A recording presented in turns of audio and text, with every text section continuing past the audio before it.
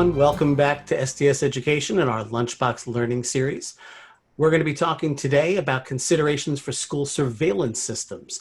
And we're going to have an in-depth conversation with our friends from Verkada and really talk about some of the hard-hitting issues around pixel density, lighting, facial recognition, to really understand what institutions can do to better protect their campuses. And before we introduce today's speaker, I kind of want to just throw out a particular question. And I see a number of you are starting to join. We appreciate that. In fact, Susan, let's push out this polling question to the attendees coming on in. Okay. And let's give you this scenario. You're on alert for a particular student, or you've been told the student is wearing a particular item of clothing. How does your school currently handle that? And feel free to select any and all that apply to your school. Do you leverage facial recognition features? Can you search by articles of clothing? Do you have to manually have staff look at every camera feed? Do you use walkie-talkies to talk to the physical hallway monitors or aides in the hallways to have them be on the lookout? Or is it that your surveillance system simply was never designed to handle that sort of need? All right, let's see how our attendees voted.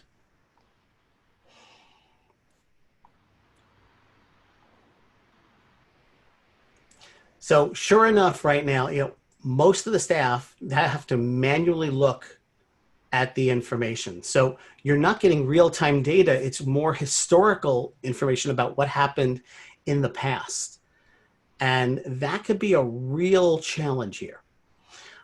That's why I'm really appreciative that today's guest joining us, Danny Schulman. Danny's a channel sales manager with Verkada, and they are probably the fastest growing video surveillance company in the country. And Danny, I really appreciate you joining here. And I'm going to stop sharing because this is not death by PowerPoint. We really want to actually get into a really cool conversation. And as well, any of the attendees, if you have questions, feel free to put them in the Q&A. Susan will just give us a shout and let us know if you've got questions. But in particular, Danny, what I'm a little curious about. First thing is about this whole concept about pixel density, because there are so many different options for megapixels. I can go 2 megapixel, 4, 8. What's the right amount? And how do you determine what you need versus what is overkill? And what's the implication if you overpower a system? So there's obviously a lot of different megapixel cameras, right? And a lot of people say, I just want the highest megapixel camera out there, right? And that could be 4K, it could be 10, 4K, it could be 10 megapixels, right?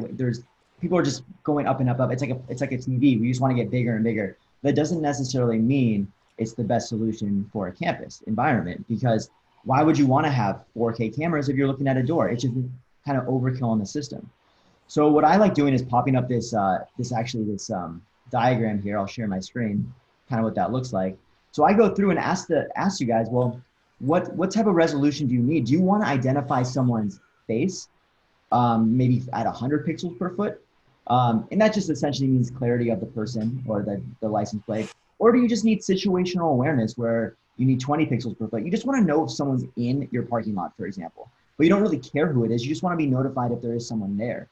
So the whole system has to be carefully designed around what are you actually trying to see, not to overkill the system, because if you put like a 4K camera everywhere, you have 54K cameras on your campus, that could do a lot of harm on your network as you're trying to stream all that video back to a central location. So now your IT manager is going to be upset. Maybe your security guy's like, great, I have great pictures everywhere, but why do you need a 4K image at a doorway where a 2 megapixel camera is going to definitely see that, the freckles on that person's face, for example. So a lot of times, like I think it's important to go step by step and camera by camera and say, it's not even camera by camera, it's location by location. It's like, all right, you want to know if someone comes in this area. You want to know if a car comes in this area. Now, do you need to see their face, or do you just need to know if there's a vehicle there and the color of that vehicle? And that's where it really is important to design it and take a consultative approach to where, what you're trying to see, and not just design the system by having 4K cameras everywhere, which I see that time and time again, and that just creates overkill in the system and unnecessary added cost of the project, because 4K cameras are now also more expensive. So why do we need to do that? that's kind of my thought and my approach to how I design the system. Okay, Yeah. so I think that the key moral there is, you certainly can put a lot more in there. And while that might be great at nighttime, your school's network is going to come crashing down unless you really feel you need all of that bandwidth being sucked up by cameras. Um, Yeah. it's interesting. Now, what about on the flip side, if we were to look at, night vision? you know, I see a lot of people kind of confused. At what point can I use IR technology? When do I need to do better lighting? And what's reasonable to expect from a camera system these days? So just to clarify, IR means infrared light. It's like light that can't be seen by the human eye. And that's kind of what, because cameras are technology, it's able to see infrared light and actually illuminate the scene to be lighter at night. But that still creates a black and white image. So nobody really prefers night vision because that takes the color out and it's sometimes harder to see what you're trying to look for. So how can we kind of get away from night vision? Well, number one, the best way is to put light on campus, right? An external white light. Of course, that's obviously ideal. And in certain situations that may be required or necessary because number one, security systems and lighting systems, number one, are a deterrent. You want people to know there's light, there are cameras in the area, don't come on site when there shouldn't be there, or you're being watched, right? When you are on site. So lighting is important to understand, like, hey, do you need white light or do you need infrared light? So when there's I guess when there's something going on at night, in white light is always going to be better because you're going to get a color image of that person. You're going to get really good details of that person or vehicle. But if that's not able to be installed because white light can be expensive sometimes to put a lamp out there, you might need to resort to infrared light. And infrared light usually on the camera has a max distance at 30 feet. So it's important to understand how far do you want it, 30 meters, which would be around 100 feet, is usually the max distance that a typical camera can do. So now we're thinking like how far do you need to see a subject in that scene? Maybe traditional infrared light on a camera may not be good enough. So let me kind of show you that on my screen. So I have a camera here in our kitchen. And you'll see as I hover over the 24-hour thumbnails, I'll look at our night vision over here. That's black and white. So think about the far end of that kitchen. I'm not really going to get very good detail because that is approaching the 100-foot radius, right? But as I go further in the day, maybe around as light comes into the scene, now it switches to daytime mode, as the light kind of comes up. And so infrared is really not always ideal, but it might be important. So say you wanted to see the end of the kitchen. Well, you can add external infrared illuminators to kind of blast the entire scene so you can see further away. So it's important when you're designing a camera system, it's like you want to understand, are you going to be seeing something close by the camera where the IR on the camera is okay? Or is it you're trying to see something on the football field, for example, you want to know the second someone hops that fence on your football field, then you might need to illuminate that entire scene so that way you can identify someone coming on site the second that they hop that fence from 300 feet away. External IR illuminators might be up to 1,000 feet. You can see something versus the one on the camera might be 100 feet. Right. Now that infrared illuminator, you're still going to need to do a power supply for it. So the school of thought is if I'm going to put an illuminator in or a white light, is it much different?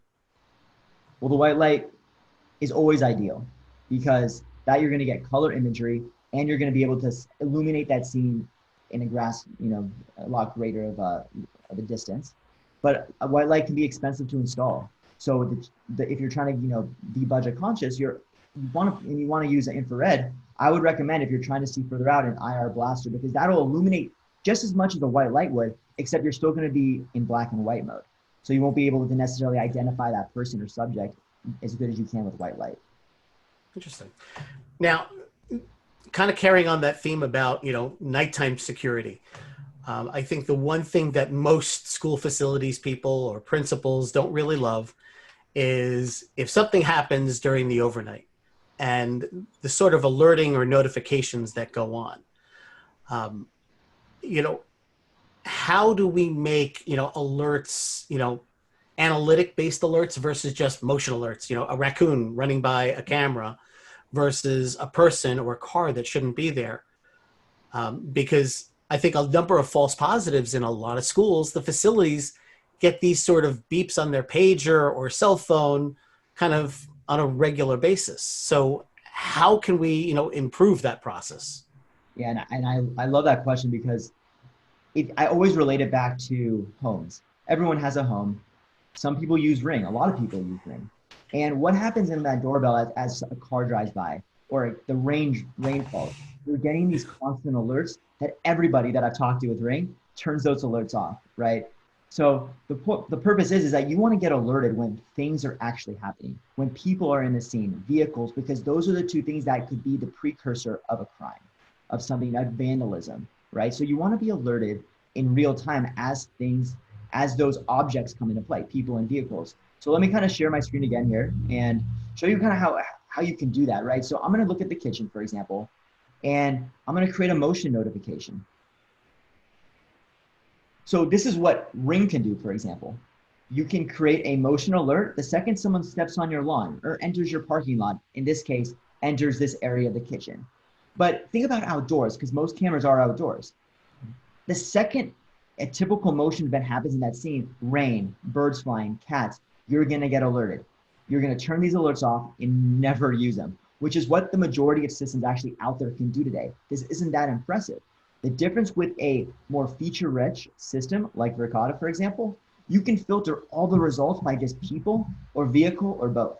So now the second someone enters this area of the kitchen, for example, or your lawn or your football field or your quad, as soon as someone enters that area of a person, you want to be alerted in real time, maybe only on Saturday and Sunday, because during the weekday, that's okay. Or maybe after 8 p.m. when students are home, I want to be alerted in real time. So that way you're notified that a person is there and not just any type of motion. So it really is a big distinction because nobody wants to set up motion alarms, but this is where it actually becomes usable, proactive alerting on your system, because the second that this alerts you, you're actually going to know if you get a push notification on your phone or an email, you know that for a fact there is a person on your property and that needs to be dealt with. So And so if they're getting that notification, let's say I've got facilities or I've got a security company on site, when they get that notification, are they then able to see what that camera is seeing, similar to Ring? Or yeah, I mean that's they could be, right. They can watch the video live. They can also send video in real time to that person. So imagine that let's play a situation out where there is someone that comes on site and you get a notification. That'll be, say it's a push notification on your cell phone. You're the facility manager. And you look at it like, oh my God, there's actually someone on our football field with their car. They're going to ruin our turf, whatever it may be. This is a big issue, right? So you're probably going to get on the phone with police, or maybe your district has a police station on campus. Call them and say, hey, there's something going on right now. You need to get over there. But wouldn't it be nice to know where those people are currently? Wouldn't it be nice if the first responders knew that they were on the football field? Or maybe they're on the football field, but they want to know by the time they get there, they might have been gone. But where did they go? Do they run left? Do they run right? How do we alert and give live video to first responders so they can now create a more real-time response? Well, what's great with the system is you can share live video via text, via email. I can send a link out. So in this case, I can send a link to the policeman's phone number, and now he has live video into what's going on. So he can, as he's driving there, monitor what's going on, where this person may have been fleeing to. So in this example, I'll actually send a live link for a day, so you can play around with it. I'll create a link and I'll put this in the chat of this presentation. Let me see where that is here. So now everybody can see kind of what the exact same clip that I'm looking at. You can click on this link and identify the exact same video that I'm watching right now. So imagine in a first responder scenario, they will have this video as they're approaching the campus, as there's a real live incident, as there's a fire on campus, maybe in a lab. They know what's going on, where students are, where they're fleeing to. And so that creates a more real-time response with a video surveillance system. and that could be a single camera, or you can give them access to the entire campus if need be. Entire campus if they want. I can actually share this like map view. Let's kind of show what that looks like. So say this is like your campus map with all the, the cameras plotted on it. I can share the same way I shared that one video, this entire map. So then that officer or that principal, whoever it may be, can click on each camera and say, where are they going? What are they doing? And you can view multiple cameras at a time. So you see like kind of a streamlined approach as that person walks from camera to camera. And is that the bottom left there? Is that a heat presence that I'm seeing? Yeah, no, yeah, that's there's a lot of things going on in our office right now. People are mainly walking in like the elevator area, the lobby area. So yeah, they do have real time heat mapping. So imagine a first responder and there's like some incident, some vandal that's running through the middle of campus. You can now say, all right, where is this person running to? Where are, the students running to? And now you have a better depiction of where people are within the campus as well, using heat mapping, kind of an overhead shot of where people are. It's a pretty unique feature as well. And the one other thing I wanted to hit you about, and you already jumped the gun because I was already going to ask you, about, what do you do in an active shooter situation, or, any, unfortunate situation where you need to bring fire, police in and give them as much information as possible. But I do want to ask you also about preventative situations. You know, most schools, unfortunately, these days, it's a reality, have a list of, here are the people that should absolutely positively not step foot onto this school campus. They've been expelled, they've been suspended, there have been prior notices where they have been given trespass warnings. And a lot of times for most schools, it's not until that person is either at the front door or inside the hallway by that monitor or aide manning the front door. What can you guys do to kind of help identify that person before they step foot into the building? Sure, yeah. So innately, what the system can do is identify every person that comes on campus because it's an intelligent camera. It's not just like the dumb cameras you buy off the shelf at Costco, right? These are intelligent cameras that can be proactive, like I showed you, reactive and using clothing color searching, all these different analytics to search and allow you to find something faster, but also be proactive, like you mentioned, Elliot. And so this is our people tab. So every person that gets seen on the system comes into this tab. Now, what we can do with each person that's seen, I can then click on, say, Benjamin. It looks like this person's already identified. Maybe I want to make this a person of interest. Now, a person of interest means that that person is subject to additional investigation or proactivity to know if that person's on campus. So imagine if there's like an expelled student or a suspended student or an employee that shouldn't be on campus, or maybe a known person that definitely shouldn't be near kids, right? Add that person's face. I can add more photos to Benjamin, add that person's face to this system and make them a person of interest. So the second that person comes on site, you're getting alerted in real time. So you can actually enact, preventative measures of him stepping foot on your campus. So you can have unlimited people on this watch list. So maybe every senior that leaves the school, you want to know if they're coming back on campus. Put every senior's image in there. And now anytime a senior comes on campus, or not a senior, comes on campus, you're alerted to then, respond accordingly. You can also use that for VIP, right? Where maybe you want to know if the superintendent's coming on site or a special parent that is annoying, right? Doesn't mean that they're not allowed on campus. I could then add a description to this person's name and say, this is a VIP, please treat with respect, whatever you need to do. It's customizable, right? I mean, you want to treat everyone with respect, of course, but it's all customizable so you can identify how to react when someone comes on site. Call 911, right, with this person.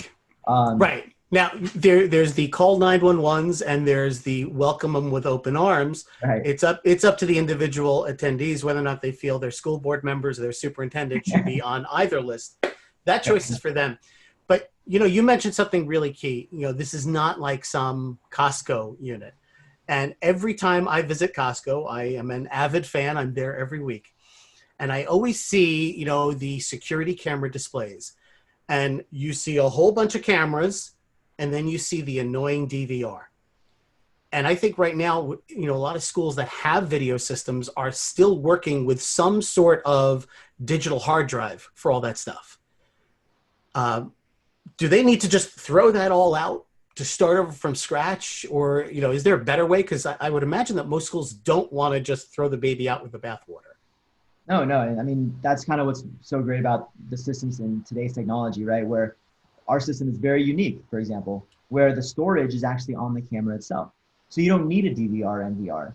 So it's very scalable. A lot of our customers start out with one camera at their main entrance, like their lobby, where people, where their parents come in. So they use maybe a facial analytic camera at their front entrance to get identified as people come in. They usually start with that camera actually. And then as different cameras break or become end of life, you replace those cameras individually with a Verkada camera. So it's a very scalable approach to then get to that next level of video surveillance, right? So for example, if you want to update your system with kind of historic type of video surveillance systems, you'd have to buy a brand new NVR, right? And then you might have two brand new NVRs sitting right next to each other, recording to two different NVRs with two different types of cameras. But with our system, it allows you to just pop up a camera because the storage is on the camera. It's a whole new way of doing video surveillance, and it's pretty scalable and unique. So you're suggesting if a school really wanted to start getting into this, front entrance, possibly like a single 4 megapixel camera, is a great way to kind of kickstart this and introduce some of that more intelligent monitoring. Yeah.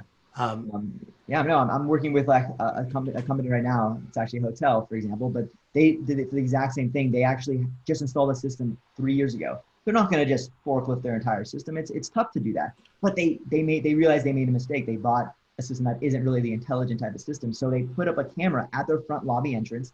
So anytime that there's a hotel guest that was banned, now you can be alerted in real time that that person is coming on site. So he has one camera, and he said, hey, as these cameras start failing, we'll just replace them with a Verkada camera, so I can get that intelligence everywhere and that proactiveness everywhere. and as far as hardwiring these, what sort of power do you need? Just PoE, it's 11 watts. A typical Cat5 cable will power these So you're up. just going to do power over an Ethernet. If you're running a network cable there, that's more than enough to power the camera. Yeah, no, definitely. Yeah, I think, yeah. Yeah, so it's very simple. I mean, it's not like you need any special power requirements for these special analytics or facial detection. It's really just a chip that's on the camera that allows that intelligence to happen. So it's still powered the same as any other, camera. Pretty darn cool. Yeah, I think it's phenomenal. Now I want to get one for the front of my house because that Ring doorbell annoys the absolute crap out of me most days. Every time the truck goes by, car goes by, and I'm on a cul-de-sac, and that thing goes off constantly.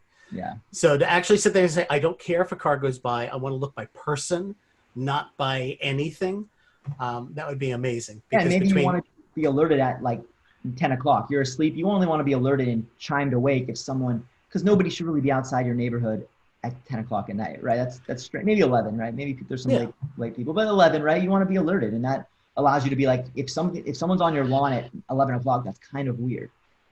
Let's maybe respond to that and look at what's going on. Right. And I'm more concerned with who's approaching my house versus who's driving by my house, and don't have that capability. Definitely. Danny, thank you. And again, I'm going to continue here, but Susan, if any of our attendees do have questions, feel free to type them in there. We're happy to kind of answer them. But what I would like to do is just ask one more polling question, if you don't mind, because I know we covered a lot today, but just curious for any of our attendees, if you want to kind of continue this conversation, even anyone watching this recorded session afterwards can reach out to us. But just feel free to indicate on the poll, or you can message us with the request.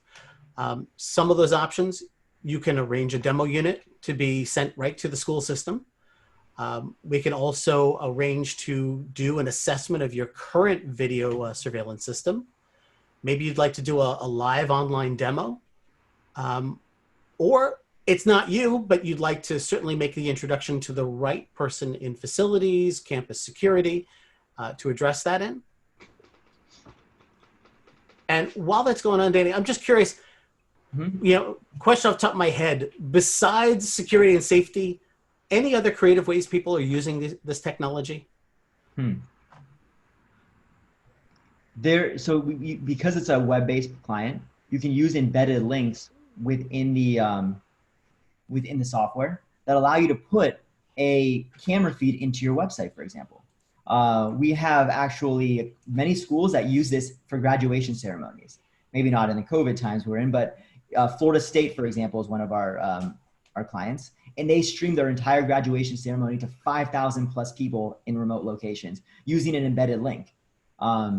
Not sure if you have any to share, Elliot, but I know there's. We do have one particular school system in Pennsylvania that has been streaming their games this fall. I actually think because of COVID, we would probably see more use of stuff like this because there's been limits on graduations, induction ceremonies, sporting events. So it's a great way to still get the community potentially involved. Yeah. I mean, even remote learning, like some people are putting, these cameras in classrooms to do remote learning and hooking it up with like an audio setup. So now they can be, have the teacher in the classroom and students work learning remotely. So there's a lot of unique ways to use cameras that aren't related to security that is still provide like these operational uses that could be, beneficial to a campus environment. Oh, very So, cool. yeah. Danny, thank you so much. And Susan, we can close that poll. Yes. And just to remind everybody about STS, you may not know a lot about us, but give me just about 15 seconds to explain who we are. And we're more of the computer geeks and techies, the sort of people that like to see advancements and outcomes in education technology. And we're based in California, but we provide nationwide support for both school districts and colleges. And myself personally, I'm here in Eastern California, better known as New York. And it's the sort of thing that we just get up and do every day. We work with school systems and universities, not as one of the industries we support. It is pretty much the only industry we support here. We do also have some upcoming events in the next 2 weeks. We're going to be doing HP Week next week, where we're going to be talking about security, STEAM, and upcoming solutions with AMD. We're going to also be looking at Promethean solutions for new interactive panel technology. We're also going to be looking at esports during the month of November with our friends at Lenovo, and even looking at a solution for anti-bullying and injury prevention. And lastly, talking about device security for remote learners in December. So really appreciate you stopping by, and please remember our adage here, educators have enough headaches when it comes to technology, and that's why we consider ourselves the aspirin for your ed tech headaches. So Danny, thank you and the Verkada team for joining us today. Really appreciate it. And gosh, I want to put one of these now in my house. I got 3 teenagers. It would make my life much, much easier. And thank you all for tuning in today, and look forward to talking to you on another Lunchbox Learning Series very soon. Thanks so much.